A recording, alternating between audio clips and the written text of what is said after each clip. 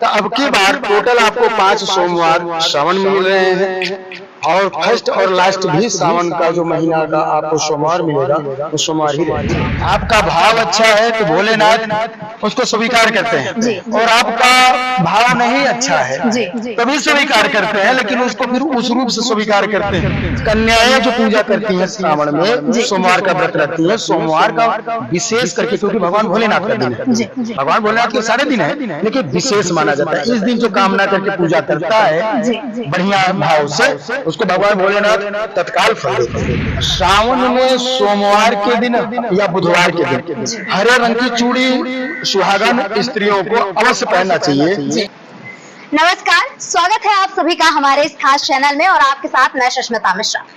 सावन का महीना शुरू होने वाला है। महादेव के भक्तों को महादेव का इंतजार रहता है, सावन के महीने का इंतजार रहता है। सावन का महीना कब शुरू हो रहा है और कब से कब तक रहेगा और इस महीने में कितने सोमवार पड़ेंगे, ये सब आपको बताएंगे। हमारे साथ इस बात पर खास बातचीत के लिए हमारे साथ इस वक्त मौजूद हैं पंडित जेके शुक्ला जी। तो चलिए इनसे बात करते हैं और जानते हैं इस बार सावन में कितने सोमवार पड़ रहे हैं और सावन कब से शुरू हो रहा है। तो पंडित जी, पहले तो मैं आपका बहुत बहुत स्वागत करती हूँ अपने इस चैनल में। धन्यवाद। पंडित जी, इस बार सावन कब से शुरू हो रहा है? हर हर महादेव।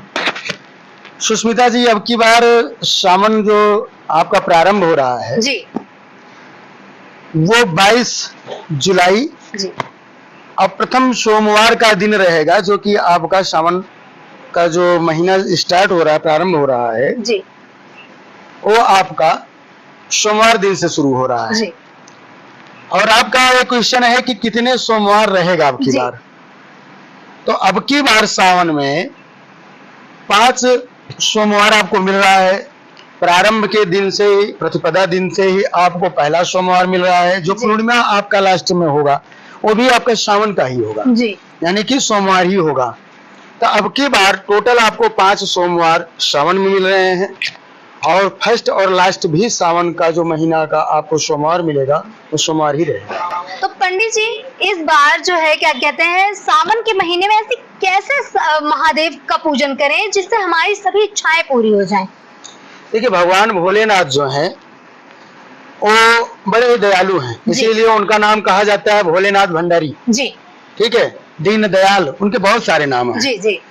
तो वो हम लोगों की भावना देखते हैं जी, और भावना ही प्रधान दुनिया का होता है और भावना के हिसाब से ही सारे काम होते हैं जी। आपका भाव अच्छा है तो भोलेनाथ उसको स्वीकार करते हैं जी, और आपका भाव नहीं अच्छा है जी तभी स्वीकार करते हैं, लेकिन उसको फिर उस रूप से स्वीकार करते हैं क्योंकि तो भाव कुभाव अलग जगह है ना जी, तो उसे जैसा आपका भाव होता है उसी हिसाब से वो आपको फल देते हैं।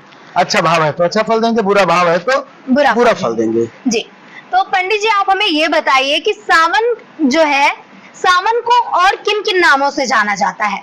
देखिए, सावन आज अंग्रेजी के हिसाब से तो अगस्त, जुलाई अगस्त चालू हो जाता है, ठीक है, जो कि हमारे कहीं शास्त्र में वर्णित नहीं है जी। और सावन होता है, श्रावण होता है, अधिमास जब इसमें लग जाता है तो अधिमास को भी हम लोग जानते हैं कि अधिमास लग गया, मलमास लग गया जी जी। तो 3-4 नाम इनके होते हैं जी। कुल मिलाकर के पवित्र जो माना जाता है उस श्रावण मास ही माना जाता है जी। पंडित जी, आप हमें और हमारे दर्शकों को ये भी बताइए कि सावन महीना जो है उसे हम धूमधाम से क्यों मनाते हैं, इसके पीछे का कारण क्या है? देखिए, श्रावण महीना बहुत ही पवित्र माना जाता है जी। वैसे माना जाता है भगवान श्री कृष्ण का महीना होता है पौष का, लेकिन जो श्रावण मास होता है जी, श्रावण अपने आप में बहुत ही उत्तम होता है। जरा सोचिए कि अभी कितनी धूप पड़ रही है, कितनी गर्मी है जी, बाद में कितनी ठंडी पड़ेगी। इसके जो बीच का होता है ये मौसम ऐसा होता है, महीना ऐसा होता है कि ये यहीं से सारे पर्व स्टार्ट होते हैं। श्रावण जो होता है गुड़िया जी जी, गुड़िया इसमें पड़ता है ना जी, वो त्योहार को लेके आती है जी। और इसी में जितने भी होते हैं यहीं से स्टार्टिंग प्रारंभ होते हैं सारे त्योहार और फगुआ तक रहते हैं जी। श्रावण में ही सारे अगर देखे जाए देवी देवता जितने भी होते हैं, चाहे इंसान मनुष्य हो, सब प्रसन्नता पूर्वक हरियाली आप देखो इसी महीने में मिलती है जी। जीव जंतु जितने होते हैं संतुष्ट इसी महीने में होते हैं जी। खुशहाली का प्रतीक होता है। जिधर देखो हरियाली और तमाम तरह के रंग बिरंगे फूल पौधे सब इसी में तो प्रफुल्लित होते हैं जी। तो ये महीना अपने आप में भगवान भोलेनाथ की कृपा से बहुत ही उत्तम माना जाता है। पंडित जी, आप हमें ये बताएं कि सावन का जो महीना है वो भगवान भोलेनाथ को इतना प्रिय क्यों है? बहुत बढ़िया। अभी मैंने इसी से रिलेटेड सारा कुछ बताया कि सारे त्योहार इसी में आते हैं जी। और जितने त्योहार आते हैं इसमें आप देखिए भगवान भोलेनाथ से ही शुरू कीजिए जी। इसमें ही कांवड़ चढ़ता है जी हाँ। लोग कहाँ से गंगा जी का जल ले आकर के कोई हरिद्वार से ले आता है जी। बिहार में लोग जाते हैं सुल्तानगंज वहां से लेके आते हैं वहां बाबा वैद्यनाथ को चढ़ाते हैं जी। हरिद्वार से यहाँ से ले आते हैं तो कोई केदारनाथ लेके जाता है जी। तो कोई अपने अपने गांव क्षेत्र के मंदिरों पे लेकर जाता है जो जहाँ का होता है ना। तो सारे त्योहार कहाँ से चालू हुए? यही चालू हुए श्रावण से ही। अब भगवान भोलेनाथ का सर्वप्रथम पूजा होता है इसमें जी। सबसे पहले किसका पूजन होता है इसमें? भगवान भोलेनाथ का जी। ठीक है। तो भगवान जो भोलेनाथ को ही सर्वप्रिय है यही कारण है कि सबसे पहले आप उनका पूजन करते हो इस महीने में करते हो गदगद होकर के आपको आपका भंडार भर देते हैं आपको वो आशीर्वाद देते हैं कि जाइए जो चाहो वही ब्रह्म रोहि जो वर मांगो वही आपको मिलता रहे जी। तो ये सावन का महात्मा का तो अपने आप में अद्भुत नजारा है। पंडित जी ये बताइए कि सावन के सोमवार व्रत की महिमा क्या है? इस व्रत मतलब सोमवार के दिन व्रत क्यों रखती है महिलाएं या फिर कुंवारी कन्याएं हो और या फिर कुंवारे लड़के हो सब अपने मन चाहा वर वधु पाने के लिए व्रत रखते हैं तो क्यों? इसके पीछे का कारण क्या है? देखिए भगवान भोलेनाथ बहुत दयालु है। मैंने पहले भी कहा दीनदयाल है बहुत दयालु है जी। और भगवान भोलेनाथ को सूखा रूखा भाव से भी जी फूल पत्ती एक लोटा जल जो कुछ भी आपके श्रद्धा से हो है तो इनकी बड़ी विस्तृत पूजा की पद्धति जी ठीक है ना क्योंकि हम लोग रुद्राभिषेक कराते हैं महामृत्युंजय करवाते हैं रुद्राष्टाध्याय से बहुत कुछ होता है जी। लेकिन कुल मिलाकर के है कि जो लोग करवाते हैं अब जानिए कि कौन क्या करवा रहा है किसको क्या फल मिल रहा है। अच्छा सबको अलग अलग पूजा का अलग अलग फल जाहिर सी बात है जिसको जो जरूरत होगा वो मांगेगा और पाएगा जी जी। दुनिया भिखारी है ना दाता तो केवल वही भोलेनाथ ही है। अब भोलेनाथ के पूजा में क्या होता है जैसे कुंवारी लड़की जी क्यों पूजा करती उन्होंने देखा कि माता सती माता पार्वती माता उमा जो उनके ही रूप है वो किसी न किसी रूप में कभी न कभी समय काल के अंत में या कालांतर में कभी उन्होंने जी भगवान भोलेनाथ का तपस्या किया जी।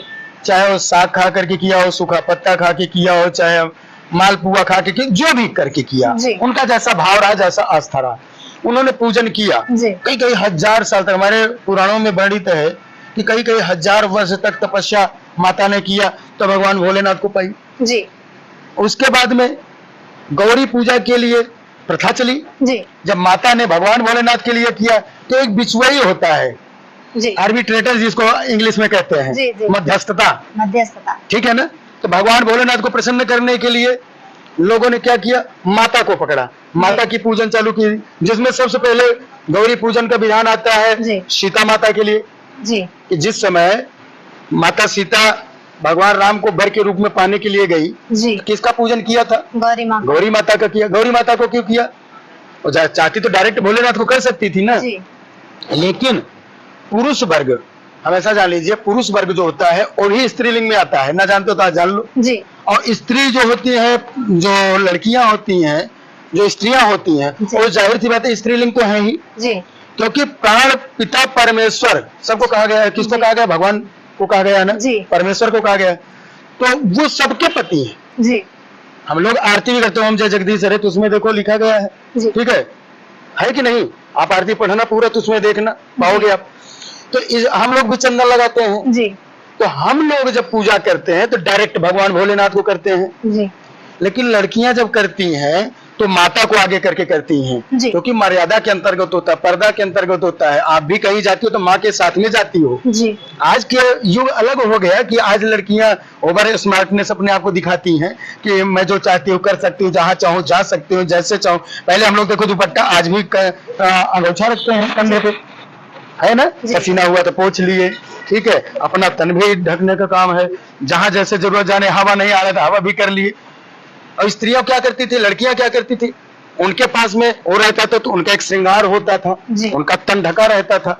आज कोई लेकर के नहीं चलता है तो धीरे धीरे बदलाव होता जा रहा है जी। इसीलिए जो समझदार लड़कियां हैं औरतें हैं वो अपने जो औरतें हैं वो अपने पति को ही भगवान मानती है, ईश्वर मानती है। इसलिए हम लोग कहते भी हैं कि अपने पति का पैर छूना चाहिए, दूसरे पति का नहीं। जी जी बिल्कुल। तो जो औरतें हैं वो जब भगवान भोलेनाथ की पूजा करने जाती है तो पहले अपने पति का करती है, वो जाती है तो गौरी मैया का करती है, तब भगवान भोलेनाथ का करते हैं, अनुमति लेकर के। तो आप लोग चाहती हो कि जैसे भगवान भोलेनाथ माता पार्वती को वर के रूप में मिले, इतना सुंदर वर मुझको मिले। लड़कियां यही चाहती है ना, कन्या यही चाहती है कि मेरा भी पति जो हो बहुत सुंदर हो, भगवान भोलेनाथ के जैसे हो, भगवान राम के जैसे हो, भगवान कृष्ण के जैसे हो। हाँ, तो इसीलिए कन्याएं जो पूजा करती हैं श्रावण में, सोमवार का व्रत रखती हैं। सोमवार का विशेष करके, क्योंकि भगवान भोलेनाथ का दिन है, भगवान भोलेनाथ के सारे दिन है, लेकिन विशेष माना जाता है। इस दिन जो कामना करके पूजा करता है बढ़िया भाव से, उसको भगवान भोलेनाथ तत्काल फल देते हैं। पंडित जी, मैं आपसे आखिरी सवाल पूछना चाहती हूँ कि सावन के महीने में हरी चूड़ियाँ महिलाएं पहनती हैं, अपने सज्जा श्रृंगार में उसे इस्तेमाल करती हैं, हरी चूड़ियों का जो महत्व है वो क्या है? क्यों पहनती हैं हरी चूड़ियाँ और क्यों शुभ माना जाता है? लड़कियों को भी और महिलाओं, जो सुहागन महिलाएं हैं, उनको भी हरी चूड़ियाँ क्यों पहननी, मतलब क्यों पहनना जरूरी है, और क्या मतलब इसके पीछे का कारण क्या है? देखिए, चूड़ी जो होती है जी, सबसे पहले जानिए, कांच का होता है जी। हमेशा चूड़ी जो पहनना चाहिए वो कांच का पहनना चाहिए, ना कि प्लास्टिक का। अन्ना तो बहुत सारे और भी आ गए हैं मार्केट में, किसी प्रकार से। आप चूड़ी पहनो तो कांच का पहनो। जी, बिल्कुल। कांच की चूड़ी जो होती है अपने आप में ये विज्ञान है जी। कांच की चूड़ी अपने आप में विज्ञान है, ये नाड़ी से चलता है जी। क्योंकि आपका जो ब्लड सर्कुलेट होता है जी, उसमें कांच का जो प्रभाव होता है, तो आपका जो ब्लड संचालित होता है, तो आपको इससे ब्लड प्रेशर आपका हाई नहीं होता है। जी, ठीक जी।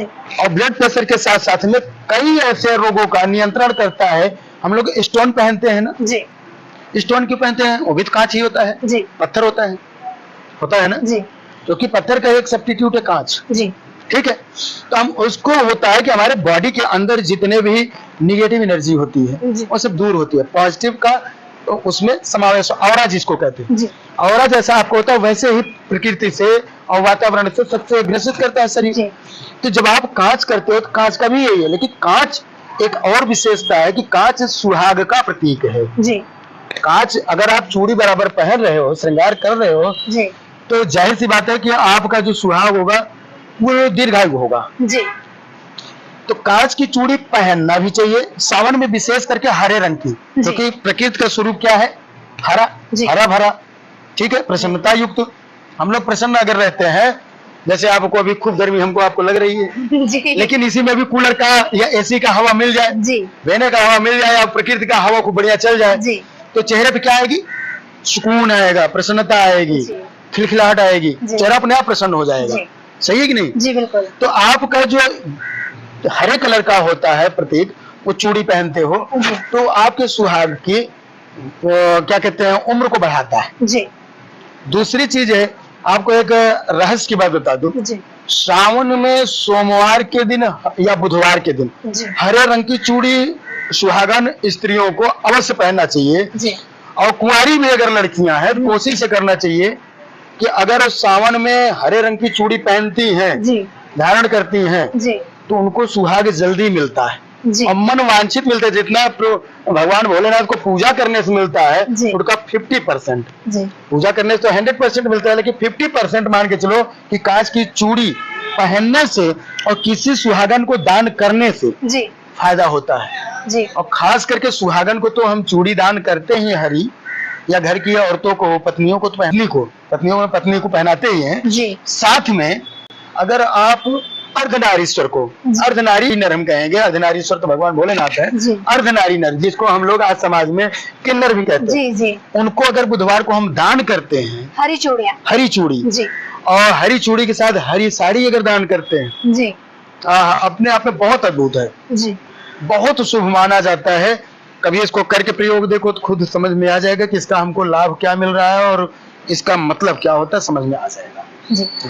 बहुत बहुत धन्यवाद पंडित जी आपका। हर हर महादेव। फिलहाल के लिए इस वीडियो में इतना ही। अब मुझे और पंडित जी को दीजिए इजाजत। नमस्कार। हर हर महादेव।